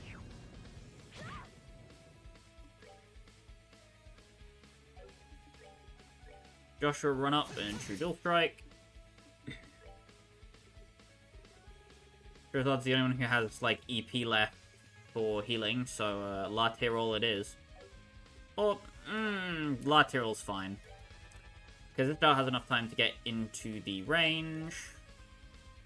Yeah, boy.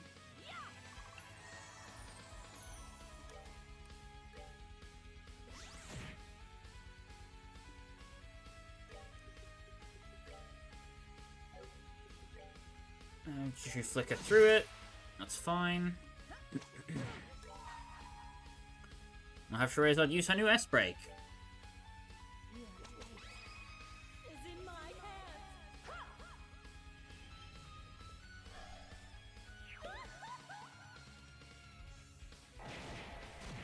Squeeze. So, Judgment card has a variety of effects that it can apply. Yeah. Some of them are instant death, others are more damage, yada yada. There's an abundance of different things that it can do, but the chances that it will do something that you want it to are not very high. Oh, crap. Oh, crap. Oh, quadruple crap. Ow! You skanky hoe bag. Stop that. None of that bush.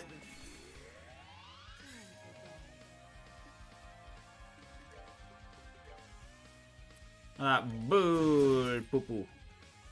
That boo cack.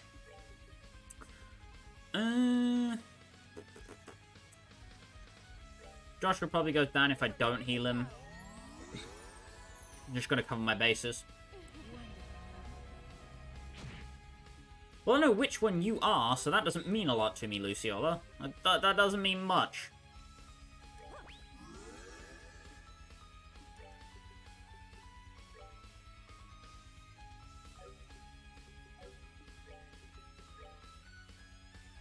And boop, your cover is blown.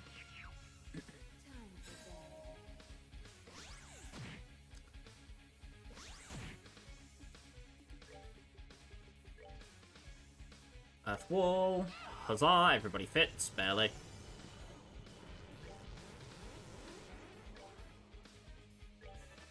Lateral.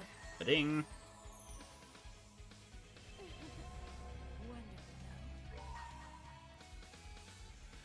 Die. Wheel of Time, her ass.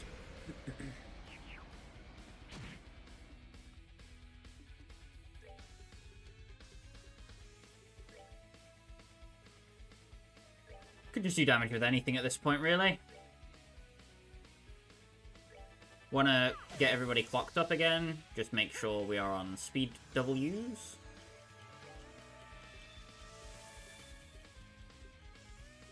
Parity to that, we also want to clock down all the enemies. But also Luciola if we can. Boop.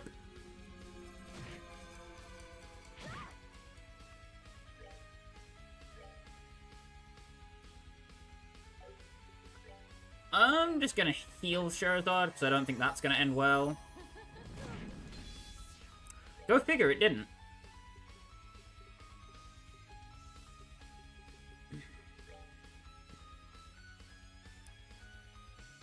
Ooh, with the way that turn order is, I can put it on Estelle, and then she'll have it up by the time she walks in. Where she can heal Charizard for a bit. Kevin's, like, toe is barely in the range of that.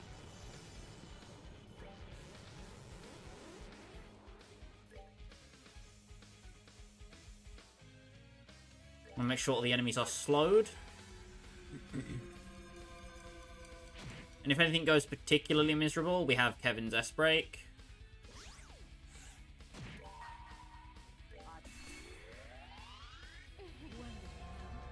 Ah, you...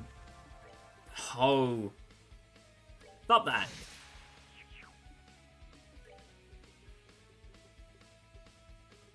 Cut that crap out. Not interested.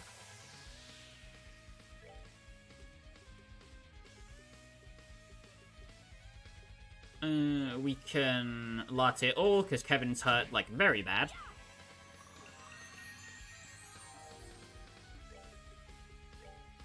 Copy out Charizard.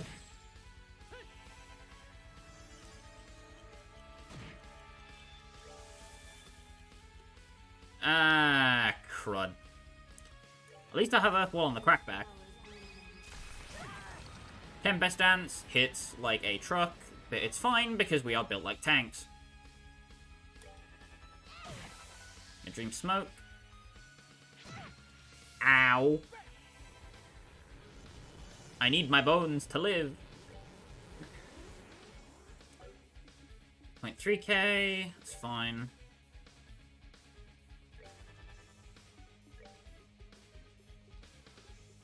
Going to latte all again.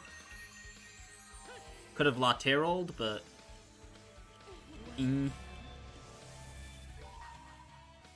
No free damage for you. Eat stick.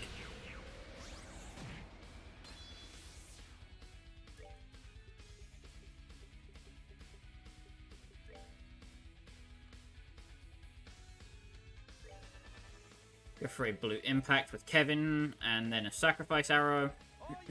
Yeah.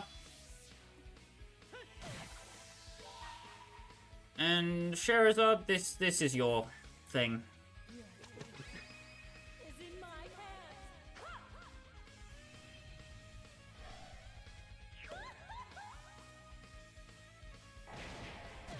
Bonk. Uh-oh. Uh-oh. There she goes. Well, that was unfortunate that I had to do it with Joshua, but job done. Right, who's keeping score?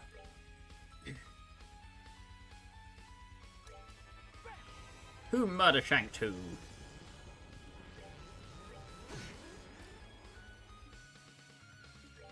And now we just want to morale and beat the Zakum with a stick. With many sticks, if possible.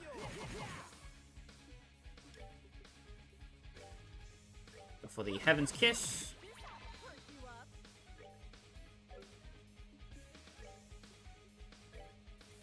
Dual Strike, and you missed both. Come on now.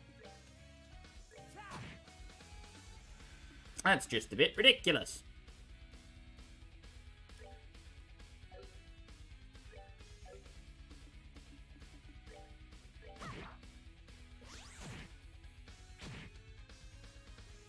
Wow, your attacks did nothing! Crazy, bro! That's unbelievable.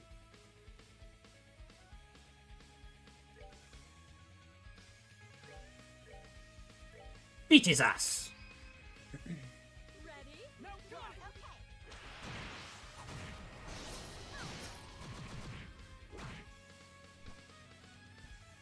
Oh, I forgot my party has the physical strength of a weenie wand.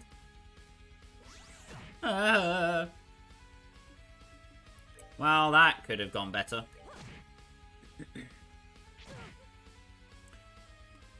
And slap.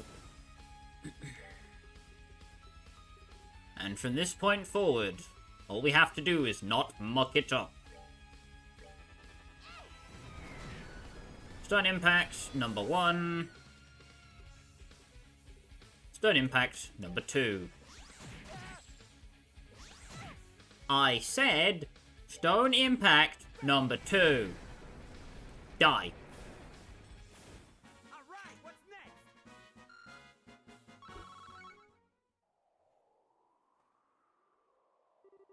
next? I see. You do, I think, have a right to go farther up. Lucy, I need to correct you on something. Despite everything, I could never hate you. Even the fact that you left me, or even this idea that you killed Harvey. It doesn't anger me. It just breaks my heart. Shara. Scheherazade, you don't... But I just can't believe it, you know? That you'd kill Harvey over something like that. Even if it was a bad decision, it must have been hard for him. And he was only trying to look out for us. I suppose I can't really hide it, can I? There's a little more to that story. As I said, Harvey was being a bit of a mule, as he could be, stubborn and refusing to listen to my arguments. So to try and persuade him, I confessed something I'd felt but kept secret for a long time. What? Lucy, you and Harvey? I see. Yes, I imagine it's quite a shock to you. You always saw him as a father figure to the both of us. And therein lay the problem. So did he. He saw me as a daughter and cared for me deeply as one. There was no way he could return my feelings. Don't get carried away in the moment. Find someone who suits you. All these years later, I still remember exactly how he refused me. The refusal shocked me, of course, but even more than that, it scared me. I feared that now he knew how I felt, he would do what he could to make sure I found someone who suited me. That he would leave me behind forever, and we would never see one another again. That I would have no choice but to move on. But... the moment I realized that was a possibility, something within me snapped. So that he could never leave me. So that he'd be mine forever. I gave in to the urges and took his life with my own hands. Lucy. That was the very moment I realized the darkness inside of me. And eventually, Ouroboros and the Grand Master found me and gave my inner darkness a purpose. And eventually, the path they set me on led me here. Now I suppose it leads to the end. What? Lucy, no!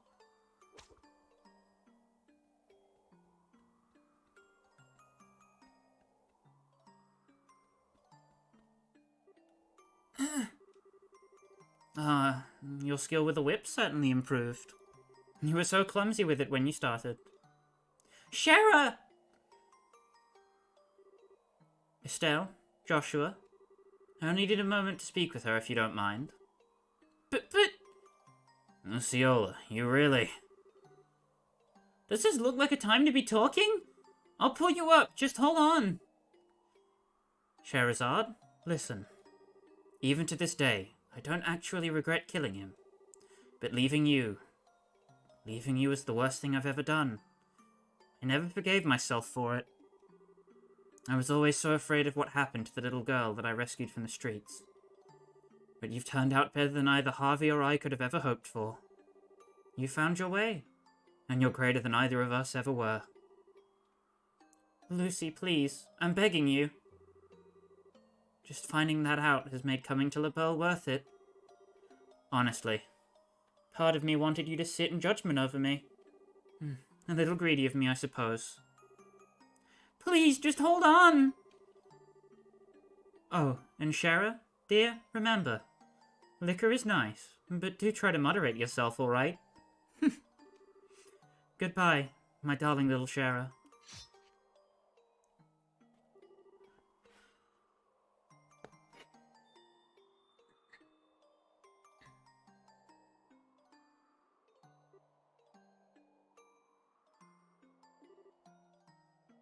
Shara.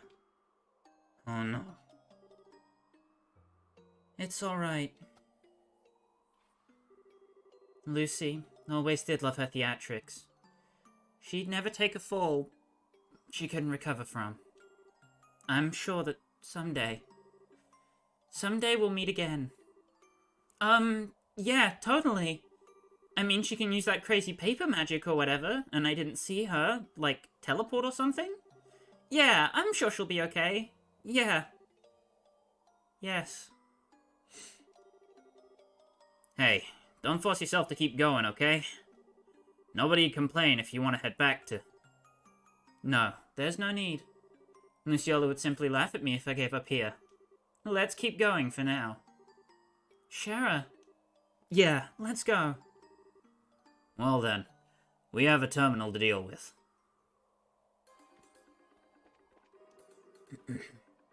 Barrier to upper levels and transport gate now unlocked.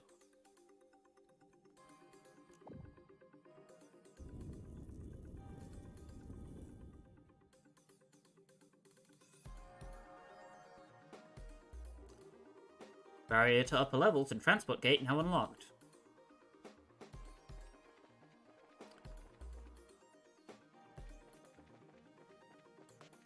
And with that done,